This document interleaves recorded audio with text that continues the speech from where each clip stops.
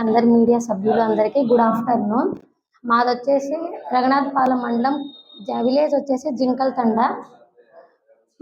నా పేరు వచ్చేసి భానోత్ వాణి, మా మదర్ పేరు భానోత్ పద్మ, మా తమ్ముడు పేరు భానోత్ వెంకట్.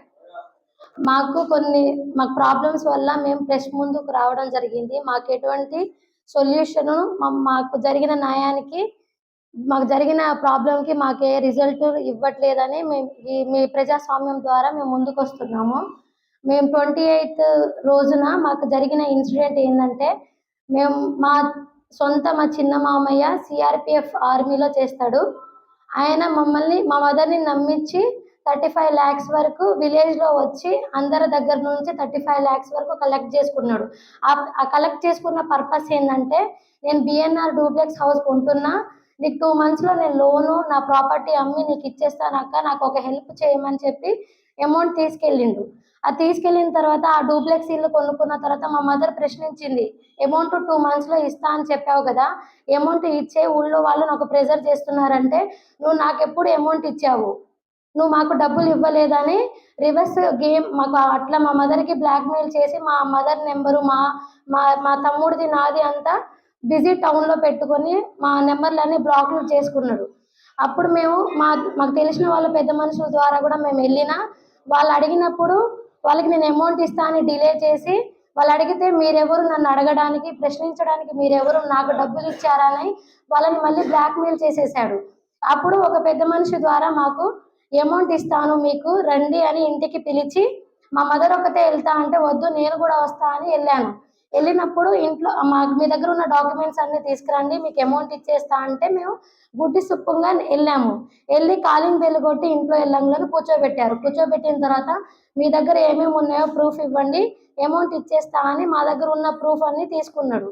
తీసుకున్న వెంటనే 5 నిమిషాల్లో నన్ను మా అమ్మని బాగా కొట్టేసి, మీరు ఇప్పుడు చచ్చిపోండి అని మాకు పాయిజన్ ఇచ్చి, మా మదర్కి పాయిజన్ ఇప్పించాడు. ఎందుకంటే మెయిన్ నువ్వే కాబట్టి నువ్వు చచ్చిపో, నాకున్న నువ్వు ఇచ్చిన 35 లక్షలు నేను ఇవ్వలేను కాబట్టి అమౌంట్ పోతాయని చెప్పి మా మదర్ని ప్రెజర్ చేసి నన్ను మా మదర్ని బాగా కొట్టారు. మాకేంటంటే ఇంట్లో ఉన్న ఎవిడెన్స్ సీసీ కెమెరా లేదు కాబట్టి మాకు ఇంట్లో జరిగిన ఇన్సిడెంట్ ప్రూఫ్లు అయితే మా దగ్గర లేవు. బయట వచ్చి మమ్మల్ని కొట్టినది, నన్ను మా మదర్ని కొట్టినది, నన్ను పీకల మీద కాలేసి నొక్కినది ఇన్సిడెంట్ అయితే ఉంది.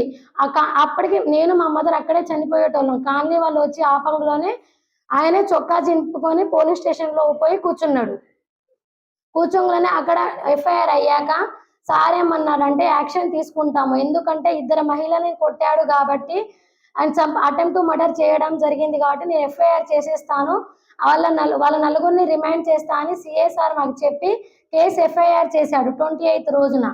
మేము రోజు అడగడానికి పోతే, మీకు స్టేషన్ దగ్గర ఏం పని, మీరు ఇక్కడ ఎందుకు వస్తున్నారు, నేను ఎఫ్ఐఆర్ చేశా కాబట్టి రిమాండ్ చేసే బాధ్యత నాది అని ఎస్ఐ సార్ చెప్పేశాడు. అప్పటికి సిపి సార్ దగ్గరికి వెళ్తే సిపి సార్ ఏసీపీ సార్కి రాశారు.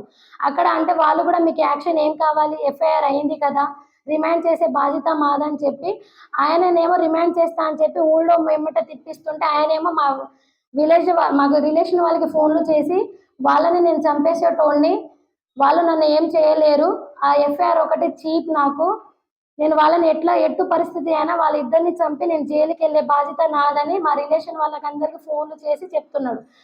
వాళ్ళు మాకేంటంటే పోలీస్ స్టేషన్ మాకు బాధ్యత ఉంది, వాళ్ళు మాకు న్యాయం చేస్తారని మేము వెళ్ళాంలే. కానీ వాళ్ళు ఏంటంటే మాకు సపోర్ట్ లేకుండా ఆయనకి సపోర్ట్ ఉండి, మళ్ళీ మాకు సిఐ సార్ చెప్పేది ఏంటంటే, మీరు ఎందుకు వస్తున్నారు, మీకేం అవసరం స్టేషన్కి రావడం, మీ ఎఫ్ఐఆర్ అయింది కదా, రిమాండ్ చేసే బాధ్యత మాది, మీరు రాకూడదని. మీ 2 చిన్నపిల్లలు ఏం చేయగలుగుతారు ఆయన వెనకాల 4 లాయర్లు ఉన్నారు. ఆయన ఇప్పుడు మేము రిమాండ్ చేసినా స్టేషన్ పేరు మీద వచ్చేస్తాడు, ఆయన వెనకాల 4 డబ్బులు ఉన్నాయి, మీరు ఏం చేయలేరని పోలీస్ డిపార్ట్మెంట్ కూడా మమ్మల్ని అట్లా చెప్పేస్తున్నారు.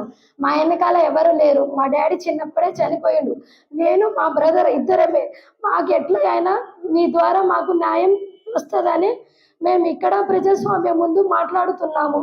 మా మదర్ ఇప్పుడు క్రిటికల్ సిచ్యువేషన్లో ఉంది, ఆమె పాయిజన్ తీసుకుంది కాబట్టి ఆ పాయిజన్ ఎఫెక్ట్ కూడా 21 డే తర్వాత నుంచి కనిపిస్తుందని డాక్టర్లు చెప్పేశారు. ఇప్పటికీ ఆమె బాడీ కూడా లైట్గా ఇన్ఫెక్షన్ అవుతా ఉంది. మాకు ఎట్టు పరిస్థితి అయినా మా అమౌంట్తో ఆయన బిఎన్ఆర్ డూప్లెక్స్ కొన్నాడు కాబట్టి ఆయన ఒక ఆర్మీ డిపార్ట్మెంట్. ఇప్పుడు మా డిమాండ్స్ ఏంటంటే మా మదర్ దగ్గర నుంచి 35 lakhs తీసుకున్న అమౌంట్ ఆయన ప్రాపర్టీ అమ్మి మా 35 lakhs మాకు ఇచ్చేయాలి. మళ్ళీ నెక్స్ట్ ఏంటంటే వాళ్ళ నలుగురి మీద ఎఫ్ఐఆర్ అయింది కాబట్టి వాళ్ళు తక్షణమే వాళ్ళ నలుగురిని రిమాండ్లో తీసుకోవాలి పోలీస్ డిపార్ట్మెంట్ అన్నది. నెక్స్ట్ ఆయన ఆర్మీ ఒక డిపార్ట్మెంట్, ఆయన ఒక సోల్జర్, మన జనం కోసం ఆయన డ్యూటీ చేస్తున్నాడు. కానీ ఆ డిపార్ట్మెంట్ మనిషే మన దేశంకి వచ్చి మన మనుషుల్ని అట్లా హింసిస్తున్నాడు కాబట్టి ఆ డిపార్ట్మెంట్ ద్వారా కూడా మాకు రెస్పాండ్ అన్నది కావాలి. ఆయన డ్యూటీలో ఎమ్మటే సస్పెండ్ చేయాలి. ఆయన డ్యూటీలో కూడా ఇక్కడ బెయిల్ మీద ఆయన వెళ్ళినా ఆయనకి జాయినింగ్ అన్నది ఇవ్వకూడదు. అది మీ ద్వారా మాకు కావాల్సిందే. అదొక్కటే మాకు న్యాయం కావాలి. మా మదర్ మాకు మళ్ళీ తిరిగి రావాలి. మా మదర్కి ఇప్పించిన అమౌంట్ మా మదర్కి ఇచ్చారు. మా మదర్ దగ్గర ఏమీ లేదు. ఆమె రోజు కూలి చేసుకునే మనిషి అంతే. తమ్ముడు ఉన్నాడని నమ్మి అంతంత అమౌంట్ ఇప్పించింది. ఆయన మా మమ్మీ మంచితనాన్ని మోసం చేసేసాడు. మాకు ఎట్లయినా మీ ద్వారా మాకు న్యాయం కావాలి. ఆ డిపార్ట్మెంట్ కూడా మాకు సరిగా రెస్పాండ్ ఇవ్వట్లే. మా బ్రదర్ నేను మేము చిన్న పిల్లలమని, మీరు ఎడ్యుకేట్ అయ్యారా, మీరు ఏం చదువుకున్నారు, మీరు ఏం చేయగలుగుతారు అని మమ్మల్ని సిఎస్ఆర్ మళ్ళీ మమ్మల్ని ప్రశ్నిస్తున్నారు. అదే ప్రశ్న ఏదో వాళ్ళ ఎదుటి మనిషిని ప్రశ్నిస్తే మాకు ఏదో ఒక సొల్యూషన్ ఇప్పించచ్చు కదా డిపార్ట్మెంట్ అన్నది మేము అడుగుతున్నాము మీ ముందు.